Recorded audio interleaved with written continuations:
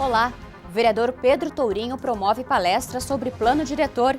Lei que obriga a divulgação da legislação do Couver é sancionada. O vereador protesta contra leilão do estádio do Guarani. Veja agora no Câmara Notícia.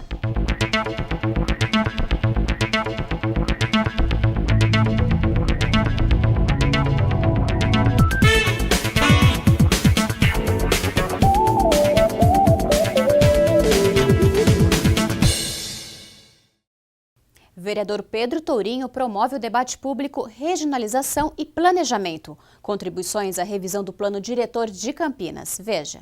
Um debate amplo e restrito e com participação efetiva da população.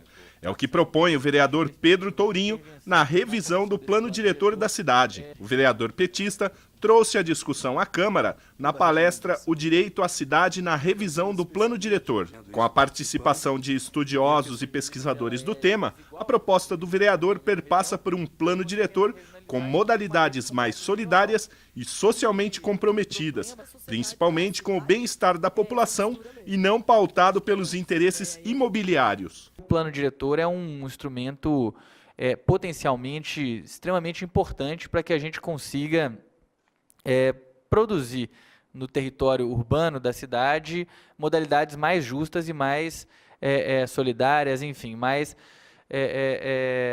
socialmente mais responsáveis de organização da cidade, modalidades que permitam que a gente enfrente alguns dos problemas que foram construídos com um desenvolvimento, um modelo de desenvolvimento que não é só de Campinas, que é da maior parte das grandes cidades do Brasil, mas um modelo de desenvolvimento que sempre foi pautado, antes de mais nada, pelos interesses imobiliários, pelos interesses principalmente de quem tinha dinheiro e não pelos interesses efetivos da maioria da população. Os palestrantes levaram ao plenário uma pergunta provocadora: qual o tipo da cidade que queremos? De acordo com os palestrantes, o plano diretor elaborado em 2006 não contemplou a cidadania e o momento é oportuno para o planejamento de uma cidade mais humana e sustentável. Ela tem os aspectos políticos, o aspecto econômico, social, né, a questão do lazer, a questão de toda a ocupação do solo, enfim. Mas o que a gente quer trazer e reputa importante é que não é apenas a ocupação do solo, como tem sido tratado nos anos anteriores, o que é importante num plano diretor.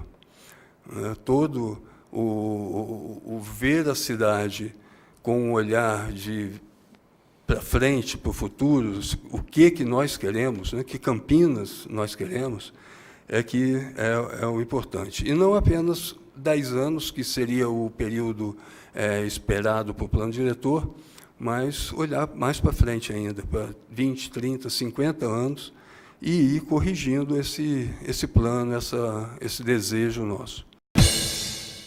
O vereador Marcos Bernardelli, do PSDB, comentou sobre o andamento das obras de revitalização na Avenida Francisco Glicério. O discurso foi realizado na 14ª reunião ordinária. Nesta segunda-feira, o vereador Marcos Bernardelli, do PSDB, foi à tribuna para comentar o andamento das obras de revitalização da Avenida Francisco Glicério, iniciadas em 28 de fevereiro deste ano. Em menos de 30 dias, aquela quadra da Orozimbo Maia até próximo à PUC Central, as obras já estão muito adiantadas. As conversas estão sendo dirigidas pelo secretário Samuel, tem nos dado todo o suporte e todas as respostas quando solicitados somos pela população. E é claro, como foi aventado não só aqui nessa casa quando da audiência pública, mas também quando do anúncio das obras no dia 28 de fevereiro próximo passado, a situação ela é uma situação delicada, porque podemos assim dizer, mas aos poucos, degrau a degrau, quadra a quadra, vereador Alberto, que é o relator da nossa comissão, essa obra já vem avançando e avançando em passos largos. O projeto anunciado pela Prefeitura em setembro de 2014 prevê enterramento da fiação, modernização da rede de esgoto iluminação, ampliação da calçada e do número de bancas, além da construção de estacionamentos subterrâneos. A Avenida Francisco Glicério possui quase 2,5 km de extensão e a previsão é que a revitalização seja realizada até a Avenida Moraes Salles até 30 de novembro. O prefeito Jonas Donizete sancionou a divulgação da lei estadual que proíbe o serviço de couvert ao consumidor sem prévia solicitação. Veja no quadro Agora é Lei.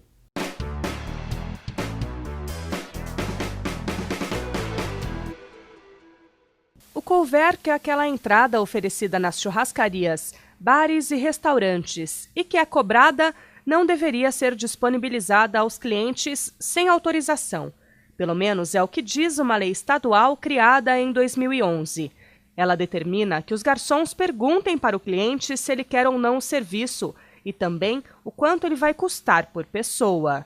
O que preocupa o vereador professor Alberto é a falta de respeito com o cliente, que consome a entrada pensando ser um agrado do estabelecimento e depois se assusta na hora de pagar a conta. Ele afirma que algumas situações podem ser até constrangedoras. Porque as pessoas vão no restaurante e aí se coloca o serviço de couvert. Mas às vezes a pessoa não pediu e depois ele tem que pagar. E o que a lei diz? A lei diz que o serviço de couvert só pode ser oferecido se o cliente solicitar. A não ser se for, então, algo gratuito. Aí não há problema nenhum, claro. E isso está na lei estadual. E nós pedimos que essa lei seja divulgada nos restaurantes para não haver nenhum tipo de constrangimento do cliente chegar e não pedir o couvert e ser oferecido a ele sem dizer que isso terá custo. O vereador lembra ainda que, se não avisado do custo do couvert previamente, o cliente não tem a obrigação de pagar. Existem restaurantes sofisticadíssimos que colocam muita coisa e às vezes você nem precisa pedir o prato principal porque você já fica satisfeito só com o couvert.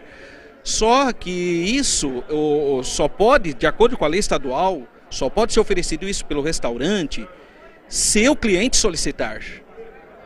Agora, a não ser se o restaurante estiver oferecendo essa entradinha aí generosamente, que existe também, né? Caso contrário, o restaurante não poderá cobrá-lo depois. Isso está no Código do Consumidor também, né? Defesa do Consumidor. As multas para quem desobedece à lei estadual variam entre R$ 422 e R$ 6.300.000, dependendo do tamanho do estabelecimento. A responsabilidade pela fiscalização é do PROCON.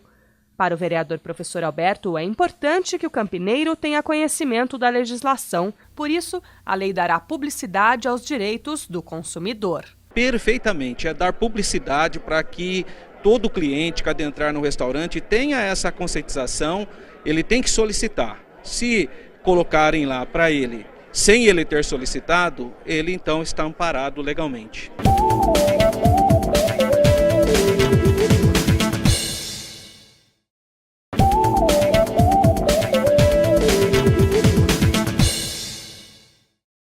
O prefeito Jonas Donizete enviou um projeto de lei para a Câmara com o objetivo de autorizar a Sanasa a multar o consumidor por desperdício de água. Lavar a calçada de abril até agosto em Campinas vai ficar caro. O prefeito Jonas Donizete enviou um projeto de lei à Câmara Municipal nesta segunda-feira para autorizar a aplicação de multas pela Sanasa em caso de flagrante de desperdício de água. A proposta do Executivo é semelhante à do vereador Gustavo Peta, do PCdoB, que tramita no Legislativo. Segundo o vereador, este é um passo importante para a conscientização e punição do desperdício. Foram milhares de denúncias no último ano. E essas denúncias não foram levadas a cabo, porque a Prefeitura primeiro precisava notificar, depois uma segunda notificação, e aí sim poderia se pensar em algum tipo de punição. E agora, ambos os projetos permitem que o fiscal da Sanasa, ao flagrar o abuso, possa efetivamente instituir a multa. Segundo a lei do Executivo, o consumidor que for pego lavando a calçada vai receber multa com 3 vezes o valor da última conta. Para não apertar o orçamento, o morador notificado vai poder participar de um curso de reciclagem no Centro de Conhecimento de Água. O curso não vai valer em caso de reincidência. Peta também declarou que protocolou mais 2 projetos de lei que tratam sobre a regulamentação do uso da água em comércios e na indústria civil. as pessoas devem ter responsabilidade individualmente, mas quem usa de maneira ainda mais irresponsável a água na nossa cidade vereador. São muitas vezes grandes empreendimentos da construção civil. Então é preciso normatizar essa questão. A Casa do Trabalhador de Santa Bárbara do Oeste disponibiliza 199 vagas de emprego em empresas no município e região. As vagas disponíveis são para os setores têxtil, comercial, alimentício, industrial e de serviços. O cadastro é gratuito e deve ser feito no próprio local. Os interessados precisam apresentar RG, CPF e carteira de trabalho. Mais informações podem ser obtidas pelo telefone 3499-1015. Vereador protesta contra leilão do estádio Brinco de Ouro da Princesa, sede do Guarani Futebol Clube, e pede também apoio do prefeito municipal.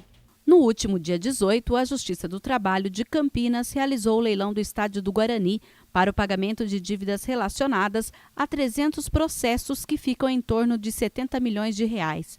3 propostas de arrematação foram apresentadas com valores de 57, 60 e 75 milhões de reais. O vereador Cid Ferreira se mostra indignado com as propostas. Foram 3 propostas indecentes.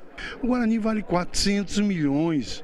Como é que vai vender por esse preço? Qualquer uma dessas propostas que for aceita, nós estamos encerrando as fileiras do Guarani. O parlamentar informa que, em reunião com o prefeito Jonas Donizete, teve a garantia de que o município vai ajudar o clube. Eu e o presidente Guarani, nós estivemos juntos lá na mesa dele e ele nos garantiu, nos afirmou que tudo que ele fez para a Ponte Preta, ele vai fazer para o Guarani também.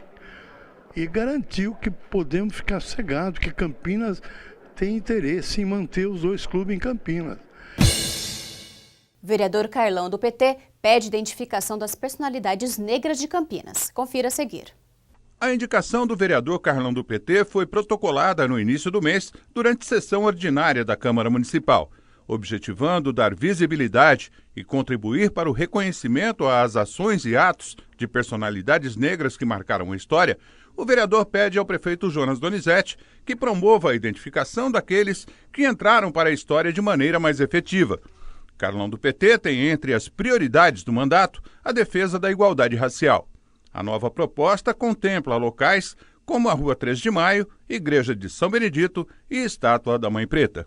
O principal objetivo é que nós possamos fazer com que as figuras negras não sejam lembradas somente com o momento da escravatura, mas sim também pelas grandes realizações que fizeram figuras como Francisco Glicério, como Luiz Gama, que foram figuras importantes na história do país, que somente são lembrados com rua, mas a sociedade não conhece quem são essas pessoas. Então, o projeto tem esse objetivo também de poder socializar com a sociedade a história do povo negro na construção do Brasil e particularmente da cidade de Campinas. Então, nós temos histórias extremamente importantes que elas precisam ser reveladas, contadas e, assim, valorizar o povo negro que tanto está sendo discriminado por falta de informação, porque as pessoas hoje só lembram do momento da escravidão, não lembram do papel fundamental dessas pessoas na construção do país.